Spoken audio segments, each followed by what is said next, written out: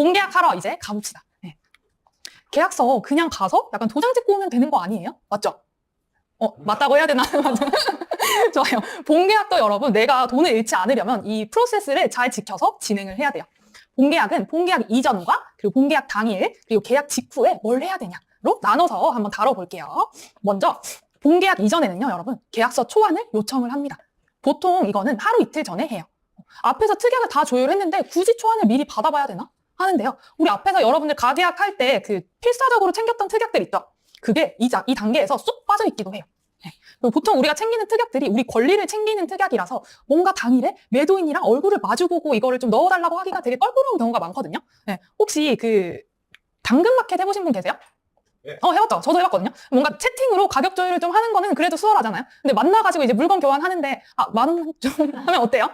민망해요. 맞아요. 똑같은 거예요, 이것도. 그래서 만나기 전에 이렇게 중요한 것들을 협의를 하고 이제 만나서는 도장만 찍는 거예요. 네. 그래서 그 하루 이틀 전에 꼭 계약서 초안을 받아가지고 특약이 반영이 되었는지 그리고 각종 오타가 있는지를 확인을 합니다. 어떻게 하냐면 문자로 사장님한테 초안 보내달라고 요청을 해요. 그러면 끝이냐가 아니라 본계약 당일에도 마지막으로 진짜 종이로 출력된 것도 이제 진짜 반영이 돼 있는지 보려고 한 30분에서 저는 뭐 1시간 일찍 갈 때도 있고 보통은 30분 정도 일찍 갑니다. 네. 그래서 또 확인해요. 제가 여러분들한테 보여주려고 초안으로 문자를 검색했거든요. 약간 초안모세처럼, 앵무새 초안모세처럼 초안 보내주실 수 있으실까요? 초안 보내주시면 감사하겠습니다 하면서 막 했더라고요. 이런 식으로 그냥 문자 보내면 사장님이 이런 거를 보내줘요. 사진으로. 네. 그럼 제일 먼저 뭘 보냐 하면 약간 보면 제가 네 감사합니다 하면서 하트를 했죠. 약간 월부인의 그 마침표 느낌 이렇게 하면 이런 사진을 보내주시거든요. 우리는 뭘 보냐 제2조에서 6조가 누락이 되어 있는지 봐요. 이 부분은요, 약간 그 잔금일까지 근저당 같은 대출을 다 말소하고 소유권을 준다는 부분과 계약 해제에 대해 들어가 있는지 보는 부분이고요. 그리고 사전에 얘기한 특약이 들어가 있는지 보고 다음 마지막으로 주소나 계좌, 주민번호 이런 숫자에서 오타가 많이 나요. 되게 중요한 계약서이기 때문에 이런 숫자 오타까지 마지막으로 확인하면 끝이에요. 계약서를 여러분들 부동산 사장님이 주시는 대로 도장만 꼭 찍고 오는 게 아니라 내 계약서니까 하나하나 내가 스스로 작성하는 거라는 주도권을 갖고 있어야 되는 거예요. 이제 본계약 당일이 돼요. 가계약금 넣고 보통 제가 아까 그 계약을 확정짓기 위해서 며칠 안에 하라고 했죠? 맞아요. 일주일 안에 하라고 했죠. 이게 다 일주일 안에 이루어지는 거예요. 이제 본계약 당일이 됩니다. 본계약 날은요, 이제 계약을 문서화해서 최종적으로 확정하는 날이에요.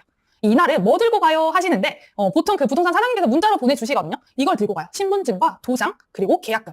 이게 도장이 아니라 그 서명도 가능하거든요. 근데 여러분들이 서명해야 되는 그 장수가 되게 많아요. 웬만하면 그냥 도장을 들고 가시는 게 편해요. 인감도장 말고 그냥 막도장도 돼요. 그리고 가계약금은 여러분들이 되게 적다고 해야 되나요? 가계약금? 많죠? 네, 가계약금은 계약금에 비해서 되게 작은 금액이지만 계약금은 통상 매매가의 10%예요. 만약에 내가 4억짜리 집을 산다 하면 4천만 원이에요. 네, 적지 않은 금액이기 때문에 미리 현금으로 준비를 해놔야 돼요. 그리고 이날은 매도인의 그 신분증과 등기 권리증 그리고 우리가 쓴 계약서에 이 들어간 매도인의 이름이 3개가 다 똑같은지 주민등록번호가 다 똑같은지 일치 여부를 확인하고 이제 계약금을 입금하면 돼요. 하나하나 한번 볼게요. 이날 딱 가시면 사장님이 여러분이랑 이제 매도인을 마주보게 앉혀놓고 설명을 해요. 종이 한 장을 놔두고. 뭐냐면 약간 왜 우리 그 신용카드 만들거나 보험 가입할 때 있죠? 그때 여러분들 고객한테 중요한 부분 고지해야 되는 의무 있잖아요. 그럼 여러분들 그 듣고 어떻게 해요? 동의합니다, 동의합니다 막 찍죠? 네, 이거는 그렇게 하시면 안 돼요. 바로 중개대상물 확인 설명서인데요. 카드나 보험 가입할 때처럼 그냥 막 영혼 없이 한 쪽기로 들고 막 흘리면 안 되고 여러분들 이때도 돈 잃지 않도록 중요한 거 이것만은 꼭 확인하셔라 하는 부분 알려드릴게요. 이런 종이를 보면서 설명을 해주시는데요. 꼭 확인하셔야 되는 게 뭐냐면 3페이지에 보면 누수 확인 항목이 있어요. 여기에 누수 어디에 체크해야 될까요? 없음에 체크해야 돼요. 이게 무슨 뜻이냐면 내가 매물을 봤을 때는 이때 누수가 없었다 하는 뜻이에요. 왜냐면 우리 아까 하자담보 책임 기억나시죠? 네. 내가 누수가 있었던 것을 알게 된 날로부터 6개월이 이 보장 기간이라서 아니 내가 이거 계약할 때는 누수 있는 거 저 몰랐어요 하는 뜻이에요. 그 부분에 체크를 하는 거예요. 이게 알게 된 날로부터 6개월이거든요. 네. 그래서 다음은 이제 부동산 수수료 복비에 대한 부분인데요. 이거는 그 제리님 사장님이 복비 저 계약할 때 다 내라고 하시는데 어떡해요? 하는 경우가 있어요. 제가 사실 직접 들었던 말이에요. 뭐라고 하셨냐면 이 지역은 원래 그래요. 계약할 때 그냥 다 내는 거예요. 해가지고 제가 사장님 그럼 반반 나눠서 낼게요 했거든요. 그럼 뭐라고 했는지 아세요? 그러니까 저를 긁는 말씀. 에이 그거 얼마 안 되는데 그 나눠서 내게? 하는 거예요. 그래서 나눠서 낸다고 했어요. 잔금까지 다 마무리가 되어야 부동산 사장님의 일이 끝나는 거예요. 사장님이 저렇게 말씀하실 경우 잔금 때 드린다거나 아니면 계약 때 달라고 하시면 그냥 일부만 드린다고 하시고 진행을 하시면 돼요. 이해되세요? 네. 좋아요. 또 굉장히 많은 분들이 또 질문을 해주시는 부분인데요. 주인 전세. 주인 전세는 집주인분이 세입자가 되는 거거든요. 이게 점유 계정이랑 똑같은 말이에요. 어려워서 그렇지. 그러면 부동산 사장님이 어떤 중개를 해주신 게 아닌데 중개 수수료를 2번을 다 내야 되냐 하는 고민이 있더라고요. 어떻게 해야 돼요? 제일 비싼 거. 둘 중에 일단 제일 비싼 거. 그럼 매매가 비쌀까요? 전세가 비쌀까요? 매매가 비싸요. 맞아. 이 부분은 공인중개사법 시행 규칙에 따르면 매매 계약에 대한 수수료만 지급한다라고 돼 있어요. 제 동료분이 이거를 몰랐는데 어떻게 했냐면 알게 되고 최근에 알게 되시고는 2년 전에 이걸 2번 냈다고 하시더라고요. 그거 영수증 다 있잖아요. 현금 영수증 다 있으니까 가서 환불해달라고 해라 하니까 이미 없어진 부동산이라고 하더라고요. 여러분들 이런 경우도 잘 모르는 경우에 내 돈이 2번이나 나갈 수 있어요. 아시겠죠? 좋아요. 마지막에 이제 계약금까지 입금하고 나면 뭔가 다 끝난 느낌이에요. 잔금까지 이제 보통 2-3달 뒤에 잔금을 치잖아요. 뭔가 다 이제 계약서까지 다 작성하고 왔으니까 오랜만에 인보도 쓰고 쇼츠도 보고 막 유튜브도 막 보고 있어요. 저는 요즘에 선우영녀 선생님 유튜브 되게 재밌더라고요. 막 그러다 보면 이제 사장님 아차 하면서 내 전세가 생각이 나요. 사장님 전세는 어떻게 돼요? 하면 사장님이 요즘 되게 조용해. 다들 그냥 보고만 가던데? 그때부터 약간 심장이 차가워져요. 심장이 철렁 내려앉습니다. 본계약하고 나면요, 여러분, 새낀 물건이나 주전세면 이 가정이 없어도 되는데요. 전세를 내가 새로 맞춰야 된다 하면 전세 계약 데드라인을 사장님께 꼭 알려야 돼요. 제가 굳이 중요해서 이 본계약 프로세스 안에 한 부분을 차지하면서 넣은 이유가 있어요. 뒤에 전세 빼기에서 제가 자세히 설명을 해드릴 건데요. 잔금이 2달 반 전은 전세 빼기 골든타임이에요. 이 시기를 여러분들이 놓치게 되면 전세 세팅이 좀 힘들어질 수 있어요. 그래서 매수한 부동산 사장님께 어느 정도 기한을 들여가지고 내 전세 좀 빠르게 부탁해요 하고 얘기를 하는 거예요. 근데 사장님 제가 만약에 2달 전까지 전세 안 빠지면 딴 데서 내놓을게요 하고 이야기를 드리는 거예요. 그럼 이걸 언제 하냐 하면 이제 공계약날 계약 마치고 매도인부터 먼저 나가시거든요. 그때 사장님께 구두로 말씀드리는 걸 추천드려요. 전화나 막 문자로 하면 얼굴 안 보이니까 그냥 일단 구두로 말씀드리고 이거를 만약에 안 해두면요. 기한이 일단 한참 남았다고 생각해서 사장님께서 내 물건을 뒤로 밀어두고 급한 물건부터 빼거나 아니면 기한이 임박해서 막 딴 데 내놓을 때 사장님이 되게 삐지거나 화를 내시는 경우도 있어요. 그래서 이 말 한마디가 여러분들이 말 안 하면 되게 손해를 볼 수 있지만 말하면 내 전세를 빨리 뺄 수 있는 기회가 될 수 있다는 점을 강조하고 싶었습니다.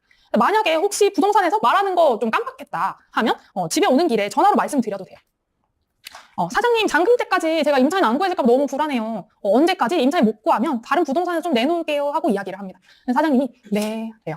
왜냐면 매매 수수료 전세 수수료 다 하고 싶어 하시니까. 그냥 어느 날 갑자기 전세 광고를 내가 딴 데 와다다 막 내놓는 것보다 미리 말씀을 드리고 양해를 구하는 게 훨씬 나아요.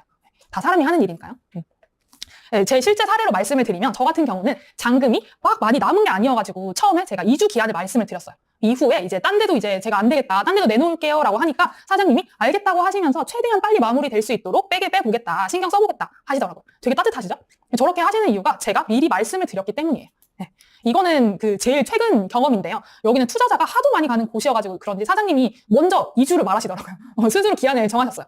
자기가 해보겠다고 말씀을 하시더라고요. 저도 감사합니다. 이제 핑크 색깔 하트까지 보내드리니까 사장님이 하트 뿅뿅 눈까지 보내주셨어요.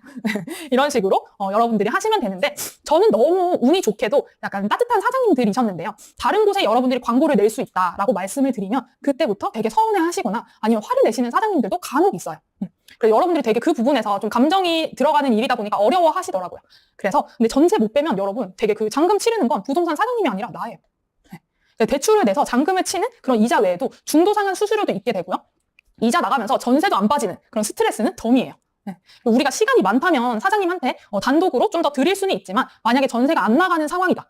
혹은 잔금일이 촉박하다. 하면 여러분들 내 전세 내가 뺀다. 내 손님은 내가 모셔온다는 그런 CEO 마인드로 관계에서의 그런 껄끄러운 감정은 빼고 적극적으로 대응하는 게 필요해요. 이해되시나요? 여기까지 본계약이 마무리돼요.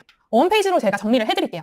계약 이전에는 초안을 요청을 드려서 가계약 때 우리가 합의한 특약이 잘 반영이 되어 있는지 확인하시고요. 제가 아까 당근마켓 예시로 든 거 기억나시죠? 그래서 초안을 요청을 합니다. 그다음에 이제 본계약 당일에는 도장을 찍고 이제 우리 뭔가 카드나 보험 가입할 때처럼 중개대상물 확인 설명서 들을 때 어디에 체크하라고 했죠? 뭐가 없어요. 누수 없음에 체크하고 입금하는 거 기억나시죠? 네, 좋아요. 마지막은 계약 직후에 사장님께 전세 계약 데드라인, 잔금 2달 전까지 알리는 것까지 마무리를 했어요. 이렇게 모든 절차를 꼼꼼하게 확인하고 다음 절차로 넘어가요. 그래야 돈을 잃지 않아요. 마지막은 잔금이에요. 잔금이 진짜 재밌어요. 왜냐면 이 집에 내가 진짜 주인이 되는 날이거든요. 제가 다음 주에 이제 잔금 친다고 했잖아요. 여러분들한테 되게 생생한 경험이에요. 알려드릴게요. 이제 본계약하고 나면 이제 잔금까지 보통 2-3달 정도 되는데요. 이제 한 달 전쯤부터 준비를 하기 시작해요. 한 달 전에 법무사님 구하고 다음 잔금 당일에 하는 거, 그 다음에 취득세 납부까지 하면서 투자가 마무리되는데요. 혹시 지금 잔금 앞두고 계신 분 계세요? 좋아요. 맞네요. 3분? 오프라인 수강생분은 한 3분 정도, 온라인 분은 한 150분 정도 되네요. 집중해서 같이 가볼게요. 먼저 한 달 전에는요, 이 법무사님을 구해요. 우리 매수 잔금 할 때 법무사가 왜 필요하냐 하면 소유권 등기 이전하고 근저당 말소하고 그리고 세금 납부. 혹시나 만약에 내가 잔금 때 못 간다 하면 잔금 위임까지 해주세요. 그리고 제가 예전에 그 등기 변경을 할 일이 있어가지고 셀프 등기를 한번 했었거든요. 뭔가 그 시간을 줄여보겠다고 그 네이버 블로그에 요즘에 잘 나와 있잖아요. 그래서 준비한 거를 준비물을 다 챙겨가지고 갔어요. 우리 막 서로 내가 다 챙겨가면 금방 할 줄 알았거든요. 그래서 반타를 내고 갔었는데 끝나고 이제 카페 가서 나 혼자 뭐 책 봐야지 하면서 갔거든요. 반나절을 있었어요. 무슨 어떤 절차냐면 막 약간 우리 그 건강검진 하러 병원 가면 병원 안에서 막 하루 종일 여기 갔다가 막 하잖아요. 그렇게 진행이 되는 거예요. 그래가지고 제가 1시간 정도면 끝날 줄 알았던 거를 반나절을 그 법원 등기소에서 거의 반나절을 갇혀 있었던 것 같아요. 잘 모르기 때문에 또 물어가면서 하려고 하니까 되게 오래 걸리고 복잡하더라고요. 아, 법무사님이 이래서 그 같이 하는 거구나를 느꼈던 것 같아요. 이 법무사는요, 먼저 1순위, 은행, 인차인의 전세대출 은행 소속 법무사, 2순위는 부동산 소개 법무사, 3순위는 내가 손품을 파는 거로 이 순서대로 구해보세요. 근데 이게 다 사람과 하는 관계이다 보니까 1, 2순위로 하는 게 가장 깔끔하더라고요. 네. 그리고 너무 근데 1, 2순위 이 법무사님이 너무 터무니없는 가격이다 하면, 제가 아는 법무사님은 한 25만 원이라고 적어놨는데 20만 원이라고 해도 돼요. 20만 원 해주신다고 하는데 혹시? 라고 얘기하면 조금 조율도 해주시는 분들도 많거든요. 3순위는 법무통 어플 아세요, 혹시? 법무통 같은 이런 어플로 손품을 파는 건데요. 사실은, 제가 지방은요, 21년도에도, 그리고 23년도에도 법무통으로 구해봤는데, 21년도에 한 거는요, 보면 이게 횟수로 지금 5년째잖아요. 몇 번 들어왔는지 보이세요? 0건이에요. 집안은 그 부동산 사장님이나 아니면 주변 동료분들한테 여쭤보는 게 더 나아요. 왜냐면 그 법무통이 활성화돼 있지가 않아가지고 법무사님도 이 어플을 모르시는 분들이 많더라고요. 그래가지고 보통 손품을 어떻게 파냐면 주변 동료, 이 지역에 투자한 동료나 아니면 만약에 내가 대구 수성구다 하면 대구 수성구 법무사 이런 식으로 치면 번호가 엄청 뜨는데 일일이 전화해가지고 얼마인지 여쭤보고 조율을 해나가는 걸 추천드려요. 그렇게 해서 손품을 팔다 보면 내 매수가를 알려드리면요. 먼저 이런 견적서를 보내주세요. 받았는데 이거 법무사 그 견적서 얼마인지 보이세요? 네? 97만 원. 어때요, 여러분? 하면 될까요? 네. 97만 원 내가 여러분들 만약에 모르잖아요? 그러면 상대가 부르는 게 시세가 돼요. 네. 알고 있으면 그때부터는 이제 내가 선택할 수 있는 사람이 되는 건데요. 제가 혹시 차 타고 다니시는 분 계세요? 제가 최근에 대구 동구에 매임을 갔다가 이제 오는 길이었었는데 차 수리 맡길 때 서비스 센터 아니고 그 사설 업체는 수리 맡기는 게 되게 가격이 천차만별이잖아요. 제가 대구 동구 혁신도시 쪽을 매임을 하다가 이제 차에 기름이 없어가지고 주유를 했거든요. 주유를 하고 나오자마자 차가 갑자기 덜덜덜덜 하는 거예요. 무슨 생각 들겠어요? 제 차가 휘발유였거든요. 나 경유로 잘못 넣었나? 라는 생각이 들더라고요. 그 혼유하면 되게 큰일 나잖아요. 그래서 나 진짜 큰일 났다 하면서 마침 진짜 바로 앞에 정비소가 있어가지고 쫄아가지고 정비소로 갔어요. 뭔가 제가 되게 또 겁이 많아가지고 차가 터질까봐 좀 멀리서 보고 있었거든요. 맡기고 멀리서 보고 있었는데 그 사장님께서 검사를 하시더니 점화 플러그, 점화 코일이랑 여러 개를 말씀을 하시면서 어려운 거 막 다 바꿔야 된다고 이 차 130만 원 든다 하시는 거예요. 일단 집에 가야 되니까, 일요일이었거든요. 매임하고. 집에 가야 되니까, 사장님 그러면 좀 바꿔주세요 하니까 마침 부품이 없다는 거예요. 너 이거 교체하려면 월요일까지 기다려야 돼요 하는 거예요. 그래서 전 창원 와야 되는데, 그래서 사장님 그러면 저 이거 그대로 타고 가면 어떻게 돼요? 하니까 가다가 그 고속도로에서 차 멈춘다고 하는 거예요. 그래서 큰일 났다. 사장님 근데 저 꼭 가야 돼요 하니까 막 뒤에 가가지고 막 뒤지더니 부품을 꺼내왔어요. 그러니까 남들이 교체하고 이제 남은 그런 부품 한 개를 여러 개 바꿔야 되는데 그 한 개를 교체를 해줬어요. 그러면서 공짜로 해주는 대신에 너 고속도로 가다가 이거 멈춰도 저는 책임 못 져요 하시는 거예요. 그래서 저는 일단 와야 되니까 그때 막 한 50km 정도로 되게 비상깜빡이 하고 집까지 왔거든요. 어떻게 다행히 와가지고 이제 다음날에 제가 아는 곳에 교체를 하러 갔어요. 똑같은 거를 교체해야 되는데 얼마를 불렀냐면 42만 원이면 된다고 하시더라고요. 네. 되게 가격이 달랐죠. 되게 착한 분이신가 했는데 되게 가격이 엄청 다르니까 되게 혼란이 오더라고요. 그렇게 여러분 되게 그 견적서는요 아무나 받을 수 있지만 그게 적정한 건지는 내가 제대로 알아보고 비교해본 사람만이 알 수 있는 거예요. 여러분들 현명하게 선택하실 수 있도록 제가 오늘 필수 비용 그리고 필수 비용과 아니면 그 추가적으로 붙는 그런 거를 제가 뜯어서 체크를 해드리려고 해요. 왜냐면 여러분들이 계약 과정에서도 한두 푼도 진짜 잃지 않았으면 하는 마음에. 근데 여러분들이 보통 아까 97만 원이면 저건 택도 없다라고 생각했죠. 그런 것처럼 이 보수액은 제대로 아시는데요. 오른쪽 거 이쪽은 공과금 이쪽은 되게 용어가 어렵다 보니까 그냥 지나치시더라고요. 네. 오늘 이것만 배워도 여러분들이 1년치 커피값은 배워갈 수 있어요. 먼저 꼭 내셔야 되는 필수 비용인데요. 이 공과금 부분에서 단어가 되게 어려워요. 그러다 보니까 이 필수 비용 제대로 모르면 여러분들 그냥 달라는 대로 다 줄 수 있거든요. 같이 한번 볼게요. 여기서는요. 이 빨간 박스 안이 필수 비용인데 먼저 취득세, 지방교육세, 농특세는 주택을 사면 내야 되는 세금이에요. 이건 정해져 있어요. 다음은 등기를 치면 이제 드는 수수료, 인지대, 증지대 이런 거예요. 이거는 인지대 같은 경우는 보통 우리 지방 투자한다고 하면 10억 이하죠. 1억에서 10억까지는 15만 원으로 고정이 되어 있어요. 네. 그리고 다음은 이제 국민주택 채권이라는 부분인데요. 이게 말이 되게 어려운데 그냥 집을 사면 내가 필수적으로 내야 되는 돈이다라고 생각하시면 돼요. 이거 다른 거는 뭔가 정해진 금액이어가지고 여러분들이 어렵진 않으신데 잔금일 기준으로 국민주택 채권만 금액 조회하시고 법무사비 정산하시면 돼요. 제일 그 국민주택 채권 어디서 조회하는데요? 하실까봐 제가 간단히 말씀드리면 이거 지금 보여드리는 거 어렵다고 막 외우면 안 돼요. 알겠죠? 그냥 이해만 하세요, 순서를. 국민주택 채권 금액은 제일 먼저 이 집의 공시 가격부터 확인해요. 여러분들 외우지 마시고 이 교환에 그대로 있으니까 그냥 순서만 이해하시고 필요할 때 꺼내보시면 돼요. 제가 수성, 효성, 해링턴, 플레이스를 예시로 네이버 부동산 동호수 공시가격 이제 클릭하고 해당 동에 호수로 보거나 아니면 부동산 공시가격 알림이에 직접 들어가셔서 확인하시면 돼요. 여기 보면 3억 6,600만 원이라고 돼 있거든요. 이거를 가지고 이제 주택도시기금 사이트에서 청약 채권 그리고 제1종 국민주택 채권 들어가셔가지고 공시가격을 입력을 하고 조회를 딱 누르면 채권 금액이 나와요. 보면 700 얼마라고 돼 있거든요. 이거를 가지고 이제 다음 단계에서 왼쪽에 고객 부담금 클릭하고 발행 금액에 앞에서 본 채권 매입 금액 769만 원 정도를 입력을 하고 조회를 누르면 즉시 매도하면 66만 원 정도예요 라고 하거든요. 이게 법무사 견적서에 적혀 있으면 돼요. 근데 66만 원인데 이거 조회하는 사람이 많을까요? 적을까요? 없어요. 그래서 사장님이 그 법무사님이 80만 원이라고 해도 모르는 거예요. 이거를 꼭 조회를 하시고 잔금 당일에 여러분들 대리님 뭐 확인하라고 하셨는데 한번 교재 한번 뒤져보시면 좋겠어요. 아시겠죠? 좋아요. 다음은 이제 필수 비용 말고 협의 비용 부분인데요. 이건 말 그대로 우리가 협의가 가능한 부분이에요. 먼저 수수료는 진짜 싼 데는 제가 10만 원대도 봤는데 보통은 한 2, 30만 원이면 적정해요. 다음은 막 어려운 말로 재증명 발급비 발음도 잘 안 되네요. 교통비, 출장비, 뭐 식사비 이런 다양한 명목의 추가금이 붙어요. 이런 거는요 원래는 법무 수수료에 다 포함이 되어야 될 금액이에요. 아시겠죠? 좋아요. 실제로 받은 견적서로 여러분들 한번 적용해 볼게요. A 법무사예요. 먼저 아까 제일 먼저 나왔던 그 97만 원 그 눈탱이 수수료 기억나시죠? 진짜 터무니없는 가격이죠. 그래서 다른 법무사를 제가 구했더니 견적서를 받았어요. 여기는 다행히 보수료가 19만 원이에요. 10만 원대예요. 진짜 싸죠? 이것만 해도 엄청 차이 나는데 근데 사장님이랑 저랑 그 19만 원으로 얘기를 했는데 이게 들어가 있는 거예요. 교통비용과 부가가치세. 이게 얼마예요? 32,000원 정도? 뭐 저 정도는 하고 내실 건가요? 아니죠. 32,000원 정도면 여러분 그 피자 한 판 가격이에요. 그래서 제가 이거를 말씀을 드렸더니 부가세 교통비 빼세요 하시는 거예요. 빼주셨어요. 내가 이걸 말 안 했으면 그냥 내야 되는 돈이었던 거예요. 이렇게 찔끔찔끔 하는 돈도 되게 여러분들 모이면 큰 금액이 될 수 있기 때문에 꼼꼼히 체크하고 가져가셨으면 좋겠습니다. 그래서 최종적으로 한번 비교를 해보니까 이렇더라고요. 310만 원과 180만 원. 똑같은 집인데 견적이 얼마 차이 나요? 130만 원 차이예요. 여러분들 막 처음에 막 매매가 깎을 때는 100만 원 깎는 것도 되게 쉽지 않잖아요. 맞죠? 근데 여기서 130만 원 그냥 덜컥 낼 수도 있는 거예요. 엄청난 차이예요. 그래서 대부분의 법무사님들은 양심적이신데요.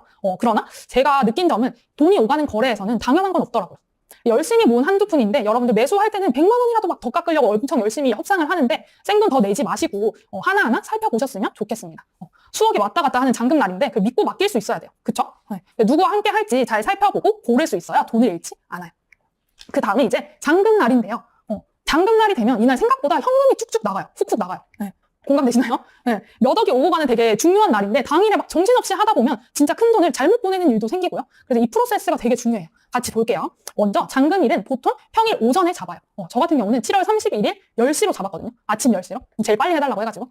보통 이렇게 진행을 하는데 만약에 주말이나 휴일 같은 경우는 은행이나 등기소가 문을 닫아가지고 보통 평일에 진행을 하고 그 중에서도 혹시나 은행 마감 시간 이렇게 잡지 않고 여유롭게 오전에 하시는 걸 추천을 드려요.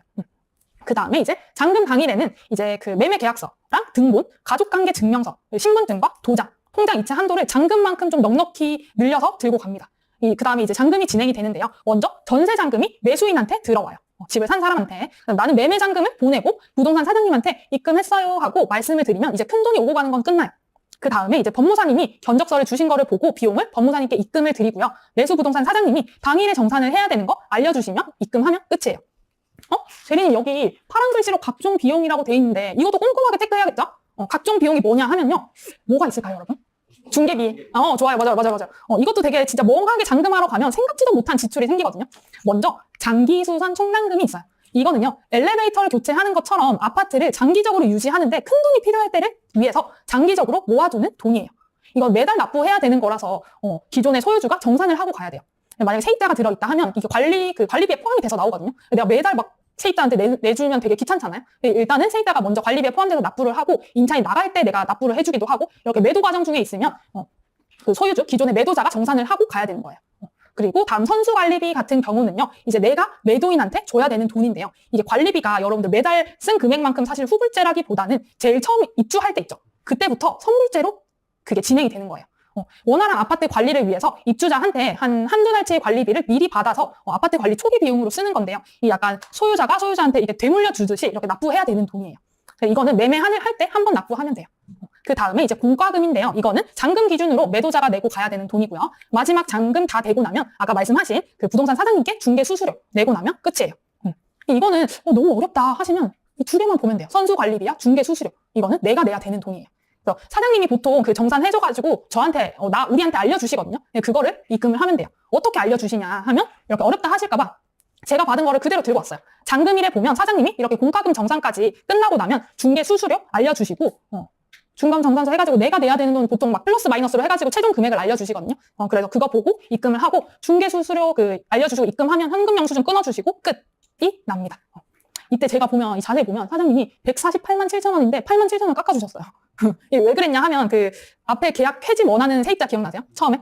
그 분을 매수부동산 사장님께서 자기가 전세 뺀 게 아닌데도 되게 도와주셨거든요, 해결을. 그래서 제가 감사하다고 잔금날에 스타벅스 카드랑 조그만 그 쪽지를 써가지고 드렸어요. 그러니까 이렇게 깎아주시더라고요. 그래서 제가 이때도 하트를 보내면서 감사합니다 하면서 했죠.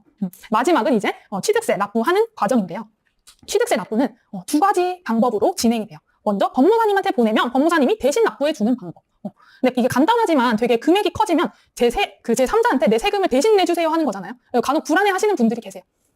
그래서 내가 내는 방법도 있어요. 직접 납부하는 방법은 내가 위택스 직접 들어가가지고 직접 납부를 하는 방법인데요. 고지서 납부 번호를 가지고 어플이나 사이트에 들어가서 직접 내는 거예요.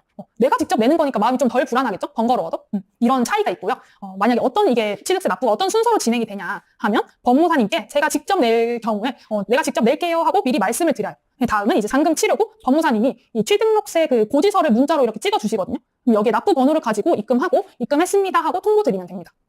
그러면 이제 이후에 법무사님께서 등기 마무리하고 등기 필증을 문자로 이렇게 주소로 보냈다 하면서 송부해 주실 거예요. 이해되세요? 좋아요. 보통 취득세 직접 내시는 분들 왜 직접 낼까요? 불안해서? 많은 경우에 그 카드 혜택 때문에 이렇게 많이 하시더라고요. 네. 그 카드로 납부하면 무이자 할부도 되고요. 아니면 캐시백 같은 그 이벤트가 있을 때가 있어요. 그래서 카드사별로 혜택을 받을 수 있는 게 장점인데요. 근데 이 혜택 같은 경우는 카드사마다 달라가지고 직접 미리 확인하고 발급을 받아 놓으시면 돼요. 근데 이게 만약에 세금이 1%이신 분들은 사실 크게 상관이 없거든요. 근데 서울 수도권을 등기를 친다거나 아니면 저는 다주택자여가지고 8%나 아니면 12%를 내야 돼요 하면 그 금액이 상당한 금액이 될 수 있어서 미리미리 카드 한 번 끊는 특별 한도 상향을 해놔야 돼요.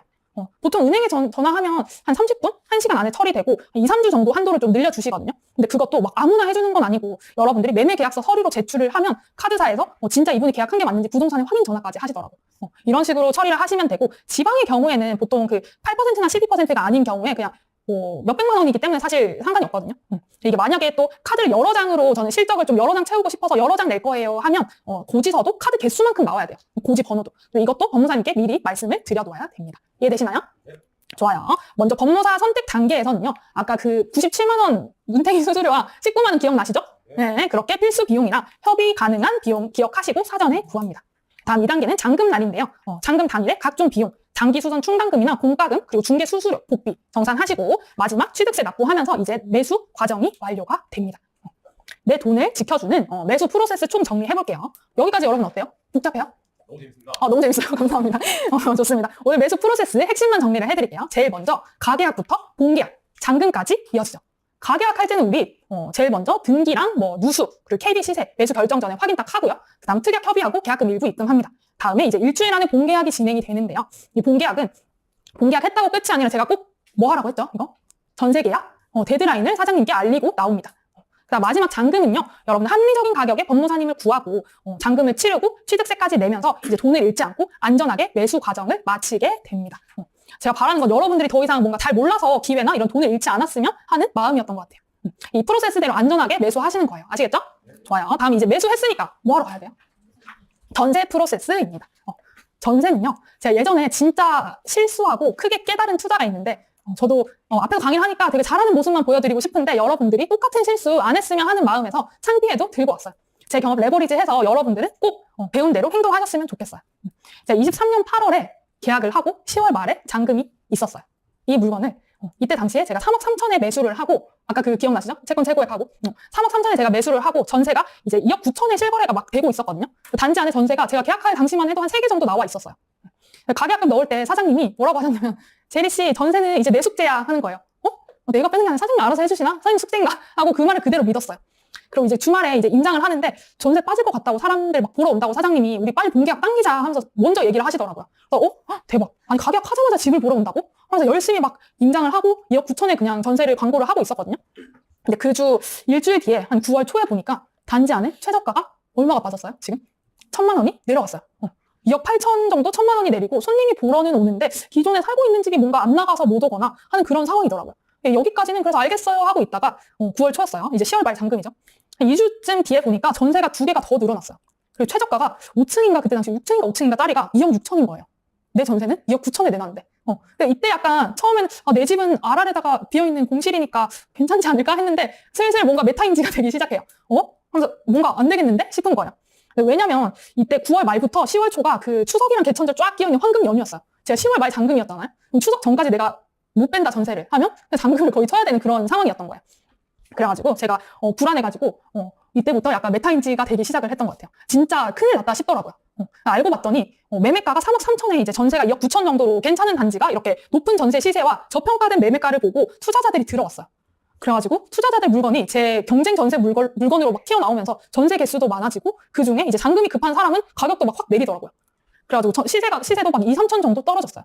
여러분들 그 지방 투자 해보신 분들은 아실 거예요. 뭔가 투자금 1, 2천이 아쉬운데 내가 생각하고 들어간 투자금보다 2천만 원, 3천만 원 더 들어가게 생겼어요. 어떨 것 같아요? 맞아, 후달리죠. 그래가지고 왜 아무도 계약을 안 하지? 뭔가 내 집이 별론가? 아니면 내가 뭘 모르고 있나? 라는 생각이 들더라고요. 온갖 생각이 다 들었는데 근데 내가 뭘 몰라서 그런 게 아니라 이때 당시에 제가 아무것도 그냥 안 하고 있었기 때문에 불안했던 거였어요. 매수 이후에 부동산 사장님만 믿고 손 놓고 있었던 결과 잔금 한 달 반을 남기고서 부랴부랴 대응을 하기 시작합니다. 제가 이때 당시에 부동산에 200군데 이상 내놨고요. 거의 매일 전화하고 방문하면서 노력한 결과 진짜 운이 좋게 추석 며칠 전에 제 물건이 공실의 RR이었거든요. 그래가지고 제가 원래 광고하던 2억 9천에 임차인을 구했어요. 이게 경쟁 전세가 2억 6천이 있는데도 그래도 공실에 RR이기 때문에 선호하는 거를 그래도 그 가격에 맞출 수 있었던 거였어요. 완전 진짜 운이 좋았던 경우고 하마터면 잔금 칠 뻔한 위기였던 거죠. 이때 정말 절실하게 느꼈던 게 전세는 그냥 내가 손 놓고 있는다고 해서 맞춰지는 게 아니구나. 움직이니까 되는구나를 느꼈고 부동산 사장님의 숙제가 아니라 내가 책임져야 하는 거구나를 몸으로 배우게 되었던 순간이었던 것 같아요. 그래서 투자에서 이 전세 빼기가 갖는 의미는요. 투자금을 최종적으로 확정을 짓는 순간이에요. 대부분의 사람들이 매수에만 집중을 하느라 계약하고 나면 되게 손을 놓아버리는 경우가 있더라고요. 근데요, 전세까지 맞춰야지 비로소 투자금이 확정이 되고 투자가 마무리되는 거예요. 매수는 여러분들이 내가 타이밍을 잡는 거지만 전세는 골든 타임이 있는 거예요. 그래서 내가 충분히 노력을 기울여서 잔금 전에 전세 세팅을 마무리해야 불필요한 돈을 잃지 않아요. 지방에서 여러분들 열심히 임장하고 하는데 꼭 돈을 버는 투자를 하셨으면 좋겠어요. 이제 전세 빼기 단계별로 한번 가볼까요? 좋아요. 전세 그래 알겠어요. 제이님 빨리 빼야 되는 거 알겠다. 그래 제이님 어떻게 하셨는데요? 하실까봐 전세는 먼저 전세가 결정하고 광고를 내고요. 그다음 2단계는 임차인을 확정을 하고 이제 2단계에서는 그 전세 희망자가 나타난 거죠. 그 다음에서 3단계는 특약을 협의하고 계약금 일부를 받고요. 마지막 4단계는 본계약하고 잔금 후에 입주까지 이제 마무리가 됩니다. 먼저 1단계예요. 먼저 광고는요. 뭐부터 정해야 돼요, 여러분? 가격 맞아요. 얼마에 낼 건지 제일 중요한 전세가부터 정하고요. 여러분 혹시 그 일강에서 우리 적정 매수가랑 적정 전세가 설정하는 방법 배운 거 기억나시나요? 네, 그렇게 해서 적정 전세가를 결정하고요. 이제 매도인 분께 전세 광고 낼 거예요 하고 미리 말씀을 드리고 양해를 구해요. 왜냐하면 살고 계시면 집을 보여주셔야 되니까. 다음에 이제 부동산에 문자를 돌리고 이후에 지속적으로 통화하면서 물건을 홍보하고 부탁을 드리면 되는데요. 문자 예시는 이래요. 제일 먼저 동호수, 가격, 날짜, 그리고 장점과 같은 이런 필수 정보를 말씀을 드리고요. 내가 여러분들이 내 물건의 장점이 이렇게 적잖아요. 그러면 네이버 부동산에 그대로 광고를 많이 해주세요. 그러니까 여러분들이 내 물건의 장점을 잘 알고 있으면 광고하기도 수월해요. 그리고 소유자 같은 경우는 왜 우리 그 네이버 부동산에 보면 집주인 그 초록 색깔 인증 마크 있죠? 그거를 위해서 하는 거예요. 그래서 매도인 분께도 이게 그 문자가 가거든요. 그래서 미리 내놓는다고 양해를 구하는 거예요. 다음에 이제 덜 중요한 정보, 집 보는 방법 이런 거는 마지막에 적어둡니다. 이해되시나요? 네, 좋아요. 저 같은 경우는 이런 식으로 보냈던 것 같아요. 실제로 보낸 문자예요. 여러분도 전세 광고할 때 참고해서 수정만 하셔서 쓰시면 돼요. 이제 전세 빼기가 마냥 여러분들이 기다리는 게 아니라 직접 내가 내 세입자 모셔온다라는 생각으로 기간별로 액션 가이드를 드리려고 해요. 전세는요, 여러분, 내가 움직일수록 빨리 빠져요. 먼저 그 잔금 통상 한 3개월 전에는 매수 부동산에 광고를 해요. 그런데 좀 빨리 빼야 되거나 아니면 매수 과정에서 매수 부동산이 좀 답답한 면이 있었다 하시면 말씀을 드리고 일 잘하는 부동산 몇 개 내놓으셔도 돼요. 이 과정에서는. 그다음 매수 부동산에서 전세를 빼주면 서로 너무 좋겠지만 안 나가면요. 잔금 2달 반 전은 이제 골든타임이 시작이 돼요. 이때는 세몇 번 안에 전세 광고 뿌리고 주변의 전세 상황 보면서 필요하다면 전세가도 낮출 수 있어요. 저는 한 번에 100군데, 200군데씩 이때부터는 뿌렸던 것 같아요. 그다음에 이제 2달 전은 긴급이에요. 응급. 저 아까 추석 끼고 그 황금 연휴 꼈던 거 기억나시죠? 이때는 할 수 있는 모든 방법을 동원해요. 가격이나 수리, 조건 이런 것들로 내 물건이 1등이 되게끔 만드는 단계예요. 그다음 이제 한 달 반 전에는 여러분들 이때는 잔금을 준비를 하셔야 되는데요. 이때 중요한 거는 보통 우리가 그 광고할 때 잔금이 10월 30일이면 그 전이나 그 앞뒤로 입주할 수 있는 사람을 찾거든요. 근데 이때는 잔금을 준비하면서 이 이후에도 입주가 가능한 물건이에요 하고 한 번 더 연락을 드려야 돼요. 네, 내가 잔금이 준비가 되었기 때문에 입주 날짜를 풀어주는 단계입니다.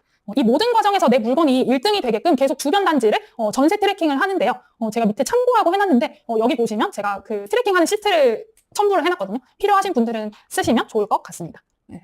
아니 재림 시세 트래킹을 들어봤는데 맞죠? 전세 트래킹은 뭔데요?